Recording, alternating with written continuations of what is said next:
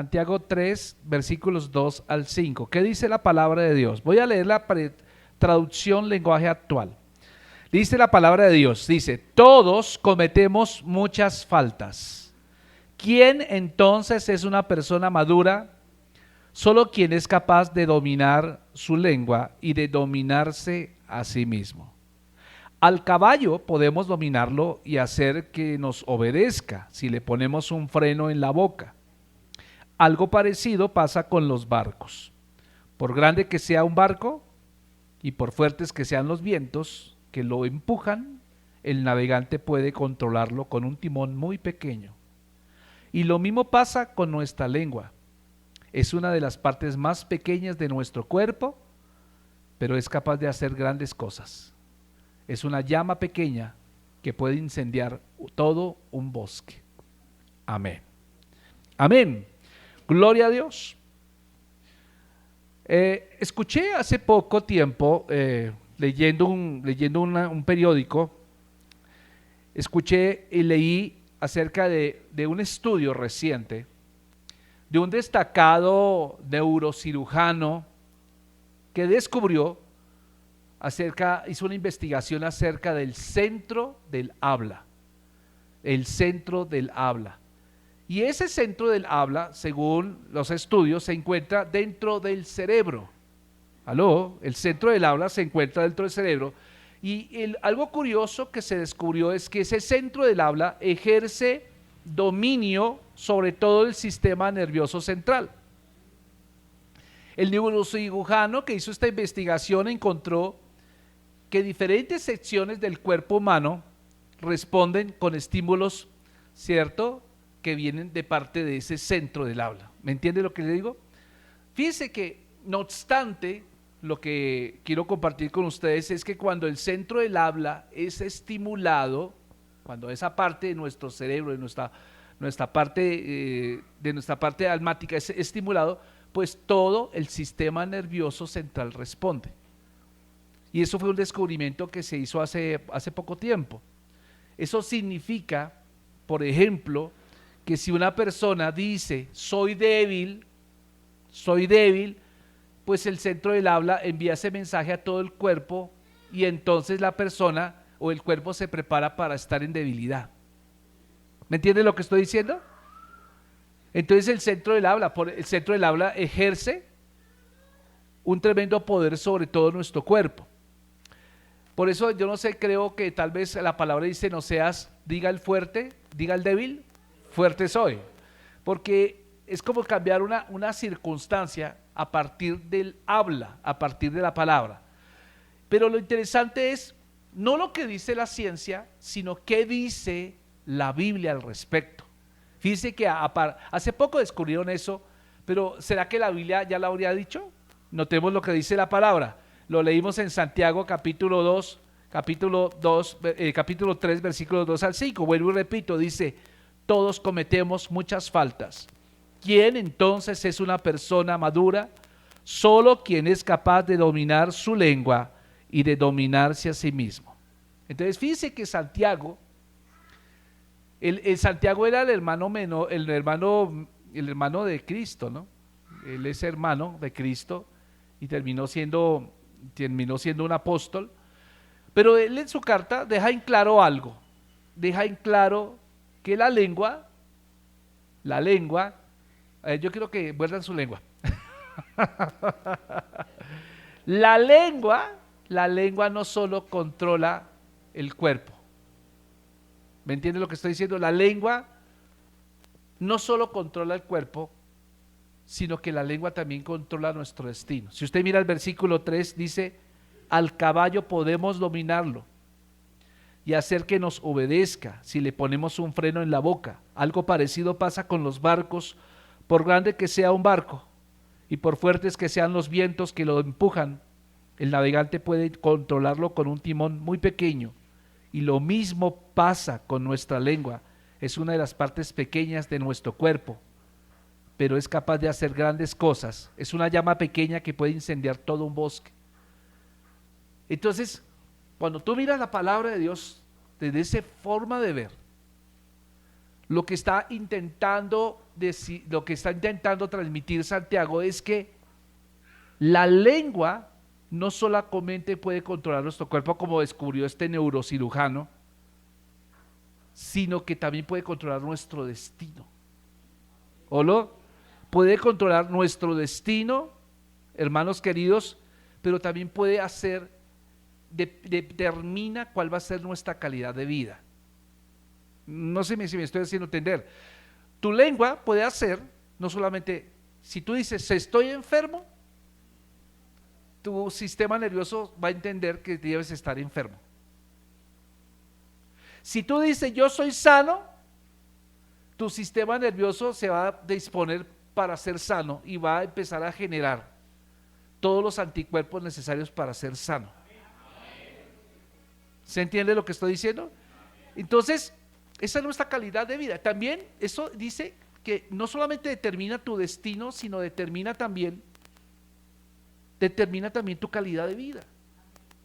Como ustedes pueden ver, este año el Señor nos ha hablado fuerte acerca de volver a la roca, fundamentados en la roca. Y una de las cosas que yo tengo que aprender para fundamentarme en la roca es que yo tengo que aprender a confesar la palabra. La roca es la palabra. No sé cuántos de ustedes, pero yo he visto que algunas personas, a pesar de que van a las iglesias, confiesan cosas diferentes a la palabra.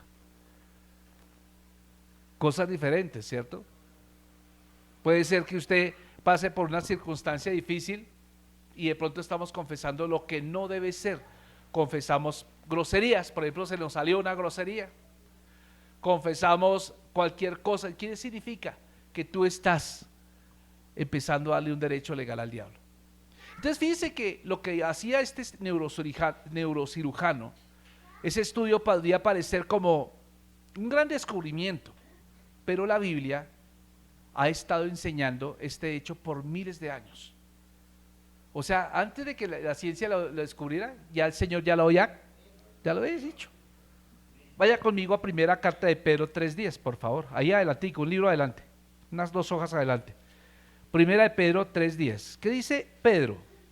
Porque como dice la Biblia, lo estoy leyendo en la traducción lengua actual, los que de todo corazón deseen vivir y ser felices deben cuidarse de no mentir y no de hablar mal de otros. ¿Qué es lo que está diciendo Pedro? Pedro está diciendo, aprende a controlar tu lengua. Una de las primeras cosas, mis queridos hermanos, que hace un médico, cuando usted va al médico, o yo cuando iba pequeño al médico, lo primero que hacían a uno que era, saque la lengua. ¿Sí o no? ¿No le pasó a usted que le dijo saque la lengua? ¿Sí? Y le ponía como una paletica ahí para mirar ahí por dentro pero es curioso.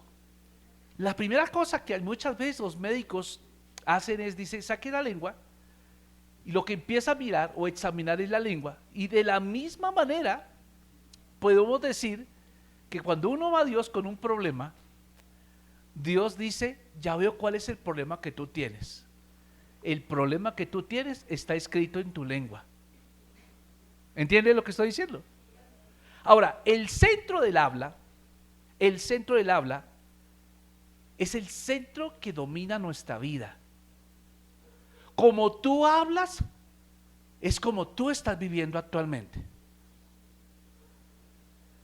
Lo que tú eres lo que tú estás hablando. Por mucho tiempo tú estás hablando. Evalúa qué es lo que continuamente estás profetizando. Evalúa que continuamente a quién le estás dando la gloria. Si le estás dando la gloria al Señor recitando su palabra, o le estás dando la gloria al diablo cuando tú estás glorificando las circunstancias. Y quiero decirle que nuestras palabras nos construyen o nos pueden destruir. ¿Qué pueden hacer las palabras? ¿Construirnos o destruirnos? Ahora, nuestras palabras determinan el límite de nuestra vida. O sea, hasta dónde puedes tú llegar, lo determina es tus palabras. Nuestras palabras pueden limitarnos o pueden desatar poder de Dios sobre nuestra vida. Yo no sé tú, pero cuando yo estaba mirando esto dije, wow, tremendo eso. Fíjense que por las palabras fue que Adán y Eva fueron atados. Porque usted va a recordar que Dios le dio dominio a Adán para que le diera nombre a todo lo que él había creado. Y ese nombre de lo que Adán le puso, ese es el nombre que es. Dice la escritura, ese es el nombre que es. O sea, ¿qué es lo que estaba diciendo el Señor? Yo honro a Adán con la misma capacidad que yo tuve para crear lo que cree, para que él le dé con la palabra también un significado a todo lo que hay. O sea que dice literalmente, hay un poder en la palabra hablada. O sea, este dominio que el Señor le dio originalmente a Adán, sigue siendo cierto hoy en día, mis amados hermanos, sigue siendo cierto. Por eso cuando usted lee las escrituras, por ejemplo en Mateo capítulo 12, versículo 37, el Señor Jesús dijo, por tus palabras serás justificado y por tus palabras serás condenado. O sea, esto que descubrió el neurocirujano, hermanos queridos, esto ya se sabía desde hace mucho tiempo. El Señor ya lo había manifestado hace mucho tiempo. Ahora, Jesús también nos dio una revelación con relación al poder de las palabras. En Marcos 11:23, vaya conmigo a la palabra de Dios, Marcos 11:23, ponga atención acá en esta versión, dice así: les aseguro que si tienen confianza y no dudan del poder de Dios, todo lo que pidan en sus oraciones sucederá. Si le dijeran a esta montaña, quítate de aquí, échate en el mar, así sucederá. Solo deben creer que ya está hecho lo que han pedido. Pero me gusta más la Reina Valera 1960. No sé quién la tiene ahí, por favor. Porque de cierto os digo que cualquiera que dijere a este monte, quítate y échate en el mar, y no dudare en su corazón, sino creyere que será hecho lo que dice, lo que diga le será hecho. Por tanto, os digo que todo lo que pidiereis orando, creed que lo recibiréis, y os vendrá. Amén, amén. Si ustedes se dan cuenta, la Biblia está dándole mucho peso a lo que decimos, ¿cierto? ¿Cómo funciona la fe? Entonces vamos a mirar que Marcos 11:23, literalmente Jesús está diciendo cómo funciona la fe. La fe funciona primeramente hablando bien. Sea bien hablado, hable bien, no sea mal hablado. Dígale a su vecino, sea bien hablado. Amén. Porque la Biblia está diciendo, cualquiera que dijere, lo que diga será hecho. Ahora, son pocas las personas que en realidad toman en serio estas palabras, ¿cierto? Como la Biblia lo está enfatizando. En realidad, mis amados hermanos, tenemos que reconocer que como cristianos hemos fallado mucho en las palabras. Hemos fallado demasiado. Yo les quiero decir, podríamos estar disfrutando en este momento de mayores bendiciones, pero las hemos obstaculizado con las palabras. Con las palabras. Entonces fíjense que Dios quiere cambiar tu mundo, quiere cambiar tu situación, quiere cambiar tu contexto, pero lo primero que antes de hacer eso, quieres que cambies tu confesión. Aprende a cambiar tu confesión. Por eso Dios toca tu boca para cambiar tu mundo. Y luego el mundo que te rodea. O sea, en cualquier momento en que Dios quiera cambiar tu vida, nuestra vida, Él toca primero tu boca. ¿Cierto? Dios pone sus palabras en nuestra boca para dar vida. Entonces cuando el Señor dice, tú tienes que leer la Biblia en voz alta. Recuerda que en el Antiguo Testamento no existían parlantes como este. No existían radios, no existían grabadoras. Entonces, ¿qué era? ¿Cómo se leía? La gente no sabía leer ni escribir, mis amados hermanos, muy poquitos los que sabían leer y escribir. Entonces, en el Antiguo Testamento, pues había una persona, un escribiente, una persona, un sacerdote que leía la Biblia o leía la Torá en voz alta, y la gente, ¿qué hacía? Oía atentamente. De ahí es donde viene el término en Deuteronomio capítulo 6, Versículo 3 al 9 habla acerca del Shema, que es acerca de la importancia de oír atentamente.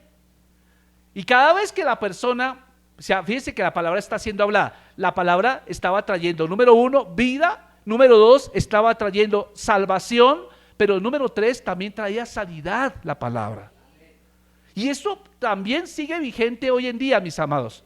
O sea, cuando Dios quiere cambiar algo, cuando Dios quiere cambiar a alguien, primero lo que va a hacer es tocar nuestra boca.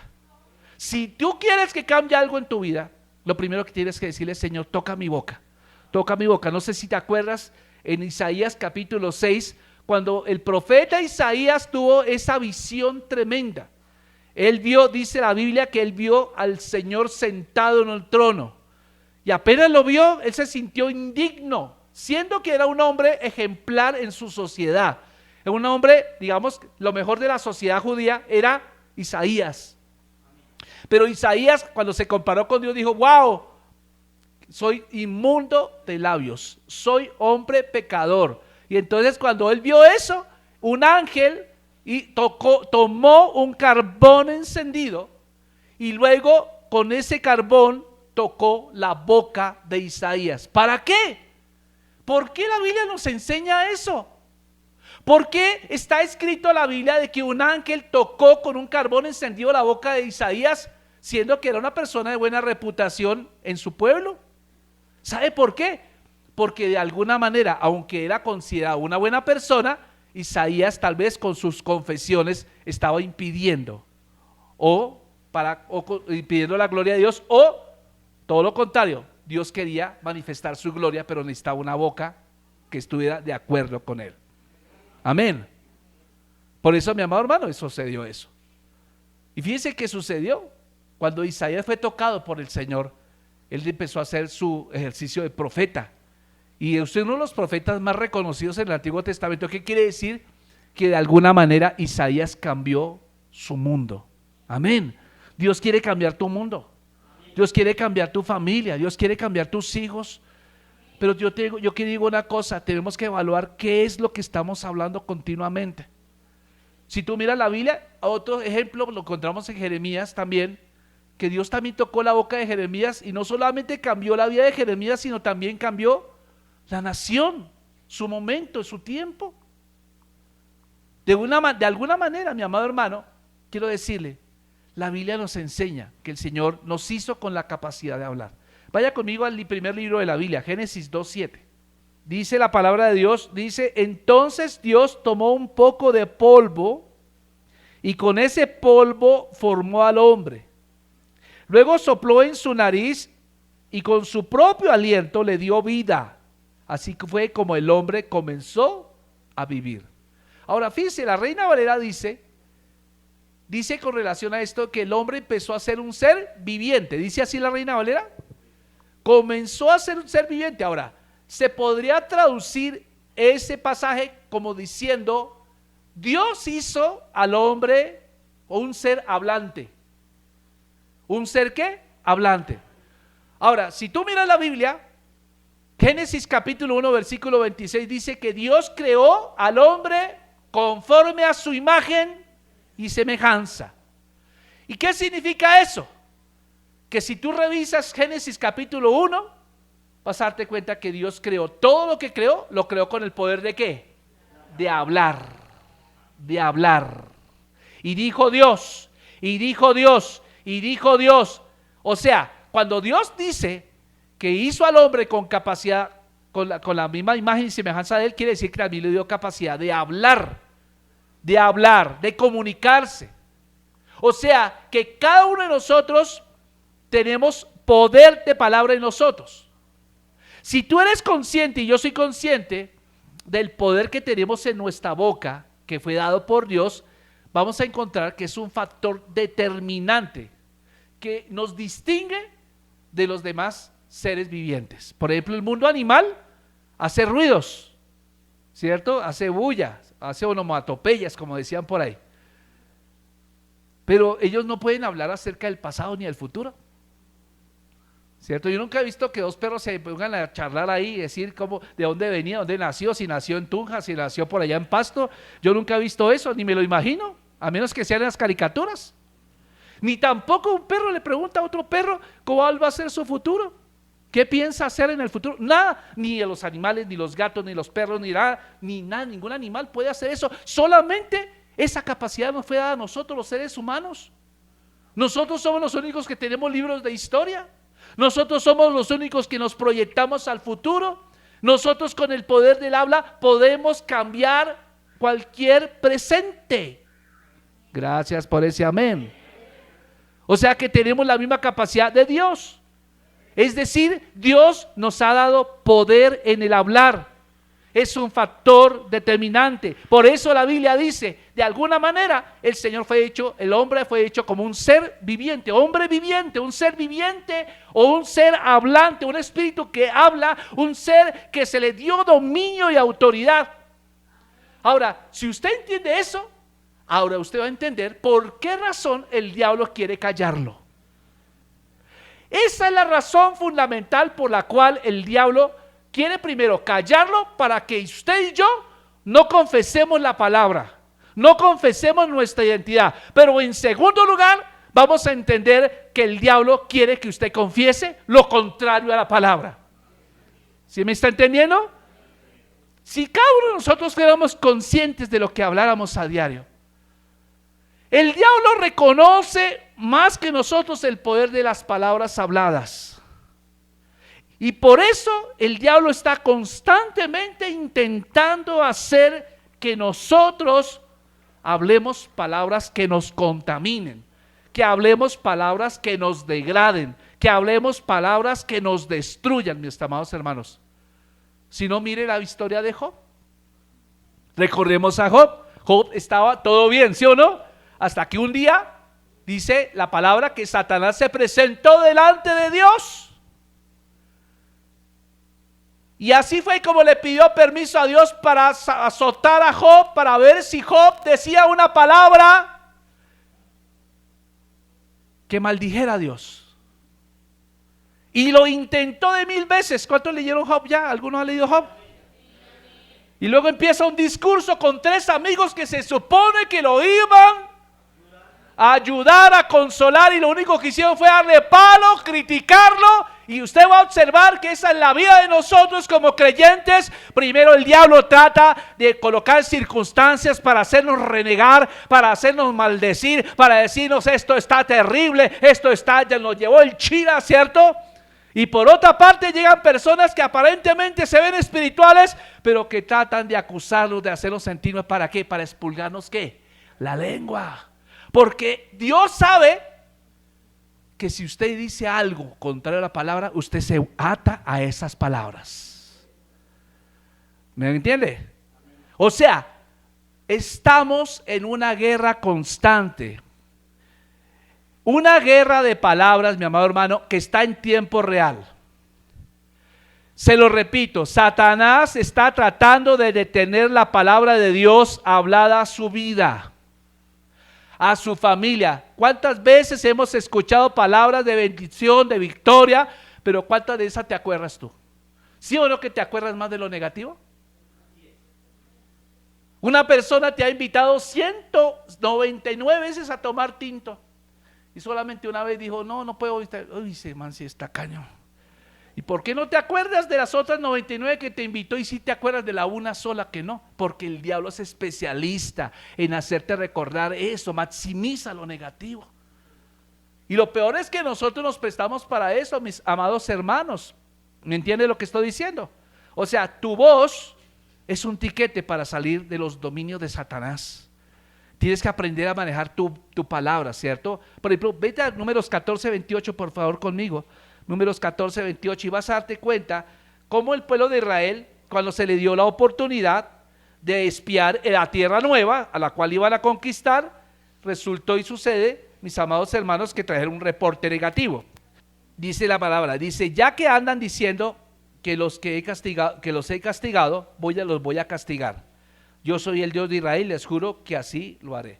Y fíjense que lo que está diciendo aquí, lo que está diciendo el Señor es que el pueblo empezó a decir, cuando el Señor mandó, la historia habla del fracaso del pueblo de Israel cuando quisieron poseer la tierra prometida. Y se describió claramente. Por ejemplo, si usted lee Números 13 y Números 14, va a encontrar la historia completa ahí. Lo que nos dice es que en cada uno de esos capítulos la gente obtuvo exactamente lo que ellos dijeron. ¿Sí me entiende? Recordemos la historia. Se nos dice que eran 12 espías, se eligieron uno por cada tribu, y no era cualquier tipo de persona, eran príncipes. Eran 12 príncipes que fueron a espiar la tierra que Dios les había prometido darles. Fueron a reconocer la tierra y de vuelta traían pues del fruto de esa tierra, pero también su deber era traer un reporte a todo el resto del pueblo, que eran más de 2 millones de personas, cómo era la tierra que Dios les iba a dar. Usted recordará que 10 de los espías volvieron y ¿qué dijeron?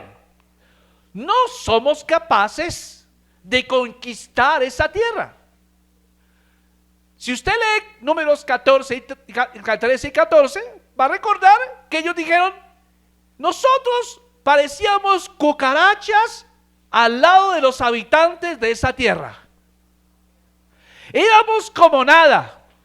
Y luego, para terminar, dijeron, mejor era que hubiéramos muerto en el desierto. ¿Qué sucedió con esa palabra que ellos dijeron? Fue exactamente como ellos dijeron que ocurrió, porque ocurrieron 38 años más donde ellos terminaron vagando por el desierto hasta que el último de esa generación murió en el desierto. Pero así como hubo 10 que dieron un pésimo reporte y dijeron no somos capaces, y efectivamente murieron en el desierto, hubo 2 de ellos que dijeron sí somos capaces de poseer la tierra. Esos 2 eran Josué y Caleb, ¿cierto? Y puedo decirles que delante de 10, que eran la mayoría, ellos supieron ganar la guerra de las palabras y ellos proclamaron confiadamente lo que Dios les había prometido. Y si Dios prometió darle una tierra prometida, eso va a suceder. Así hayan gigantes con 24 dedos, no importa, eso va a suceder. O sea, ¿qué es lo que hizo Josué y Caleb? Ellos direccionaron el reino espiritual. Sus palabras se encargaron de hacer el diseño personalizado para su propio futuro. Y usted recordará que cuando estaban terminando de conquistar la tierra, Caleb ya rayaba los 85 años. ¿Alguien tiene 85 aquí? Levante la mano. Levante la mano los que tienen 85. Ninguno. ¿Alguien se acerca a los 85? Pues hermano, quiere decir que usted apenas va a empezar a conquistar. Porque el Señor le está diciendo, así como la misma fuerza que tuve cuando tenía 45 años, Señor, hoy tengo fuerza y voy a conquistar Hebrón. Hebrón era el lugar de los gigantes. Hermano, siempre hay esperanza. Amén. Siempre hay esperanza. La guerra de las palabras hay que ganarla. Entonces depende cómo tú estés hablando. Se puede decir que tú estás ganando o perdiendo en el reino espiritual. Y depende de cómo tú ganes o pierdas en el reino espiritual, también eso afecta a tu reino natural. ¿Me entiendes lo que estoy diciendo? Hebreos 11:3, ¿qué dice la palabra? Hebreos 11:3, vamos al Nuevo Testamento, allá casi al final de la Biblia. Pero Hebreos 11:3 dice así: y nosotros creemos que Dios creó el universo con una sola orden suya, o sea, con una palabra. Lo que ahora vemos fue hecho de cosas que no podían, ¿qué? Verse. O sea que estamos viendo el poder de ¿qué? De la palabra, mi amado hermano. ¿Qué dice la palabra de Dios en Romanos 10:8-10? Y habla acerca de que la fe consiste en declarar la palabra de Dios. ¿Cómo empieza la fe? Declara la palabra de Dios en tu vida. Romanos 10:8, creo que este es el versículo lema de las casas de fe, si no estoy mal, por este mes. Dice así la palabra: más bien, la Biblia dice, el mensaje de Dios está cerca de ti. ¿Dónde está? En tu boca y en tu corazón. Y ese mismo mensaje es el que les traemos, que debemos confiar en Dios. Versículo 9 dice, pues si ustedes reconocen con su propia boca que Jesús es el Señor y creen de corazón que Dios le resucitó, entonces se librarán del castigo que merecen. Amén. Wow, ¿cuántos dicen amén? Ahora vaya conmigo a Marcos 11:23. Volvamos al texto bíblico. Marcos 11:23. En Marcos 11:23 la Biblia dice, cualquiera que dijere y creyere que será hecho lo que dice, lo que diga será hecho. O sea, ¿qué es lo que está pesando allá? ¿Lo que cree o lo que dice? Porque fíjese que tan solo dijo, si creyere. La palabra está diciendo si creyere. ¿Cuántas veces dice creyere? Lean por favor, 11:23, ¿cuántas veces dice creyere? Creo que una sola vez, ¿no? Ahora, ¿cuántas veces dice decir, diga o dijere? ¿Cuántas veces dice? De decir, mejor dicho. 3 veces, muy bien. Eso es. Entonces, solamente creer está una vez, pero decir, ¿cuántas veces está? 3 veces. O sea, ¿qué es lo que está diciendo este principio? La fe se desata o se pone en acción cuando usted habla. Usted puede decir, yo tengo fe, pero si usted no lo habla, no va a pasar nada. Tiene que hablarlo con su voz. Si usted está en silencio, usted va a perder por omisión.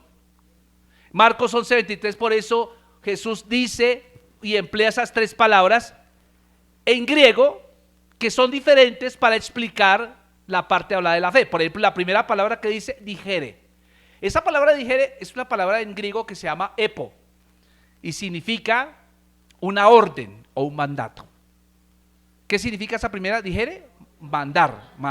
O sea, está mostrando la autoridad del creyente. ¿Me entiende? Cada vez que usted habla con autoridad. Segunda palabra, dice. La palabra la leo. ¿Qué significa la leo? Hable en voz alta. Use su propia voz y sea determinado y audaz. O sea, cuando usted habla, debe ser determinado. Y la palabra diga es la palabra lego, que significa un discurso sistemáticamente estructurado. ¿Qué significa? Que está pegado ¿a qué? A la ley, ¿cierto? Entonces, una vez un hombre de Dios llamado Bosworth dijo una vez, abro comillas, decía, su éxito y efectividad en este mundo se medirán por medio de su confesión y su tenacidad para aferrarse a esta confesión. Amén. O sea, la fe, ¿dónde empieza? Empieza en la lengua, ¿cierto? O sea, dicho de otra manera, hermanos, no debemos limitarnos a hacer la confesión, sino que también debemos persistir en esa confesión. Dios no puede ser más grande en usted de lo que usted confiese que Él es. ¿Se lo digo? Dios no puede ser más grande en usted de lo que usted confiese que Él es en usted. Si usted está confesando que sus problemas son más grandes que Dios, pues exactamente eso es lo que está pasando. Pero si usted confiesa, Señor, yo tengo problemas, pero tú eres más grande que los problemas, eso va a pasar. Esa es una ley espiritual, mi amado hermano, que pocas personas reconocen, ¿cierto? Y es que sus situaciones o circunstancias no son las que van a determinar nuestro futuro, sino es lo que hablamos. Lo que hablamos determina lo que pensamos, sistema de creencias. Nuestras palabras, nuestras confesiones son las que van a moldear y van a determinar lo que somos y lo que vamos a llegar a ser. Si usted tiene un problema con un hijo, si usted tiene un problema con su cónyuge, con alguien, y usted ve que de pronto él es perezoso o no sé, no está rindiendo en el colegio o le cuesta trabajo las matemáticas, usted no lo ate con sus palabras. Confiese sobre él, Señor, yo declaro que mi hijo te pertenece. Tú le das sabiduría de Dios. Tú le das, Señor, inteligencia sobrenatural. Confiese, no le diga tonto, no le diga necio, no le diga eso. Nunca le diga a su esposo, no, es que es un bueno para nada. Porque eso es exactamente lo que está pasando. Mire su situación y dígame si no es usted mismo el culpable de lo que está pasando. Tenemos que confesar la palabra, porque si la palabra del Señor dice en Hechos 16:30, dice: cree en el Señor Jesucristo y serás salvo tú y tu casa. Yo creo que si yo recibí a Cristo, entonces mi familia va a recibir a Cristo también en su momento y van a tener una relación contigo. Dedique, entregue sus hijos al Señor, dedique, entregue su situación al Señor y diga: Señor, yo creo que en ti hay sanidad, yo creo que en ti hay medicina. La Biblia enseña en Isaías 53:4, dice: por tu llaga soy sano, por tu llaga soy sano. Yo lo creo. Mateo 8:16 dice: por tu llaga soy sano. Primera carta de Pedro 2:24 dice: por tu llaga soy sano. Pero ¿por qué en 3 pasajes bíblicos dice lo mismo? Porque es que tú lo confieses. Isaías está 605 años antes de Cristo. Mateo 8 está en el tiempo de Jesús, año 30 después de Cristo. Y primera de Pedro 2:24 está 68 años después de Cristo. En todos los tiempos tú tienes que confesar: tú eres sano. Hermano, empieza a dejemos de estarnos quejando. Dejemos de estarnos quejando y bendiga. Empieza a bendecir. No es negar la realidad, es empezar a cambiar las circunstancias desde lo espiritual. Amén. Puesto de pie, vamos a orar. Vamos a darle gracias al Señor. Dígale: Padre, muchas gracias.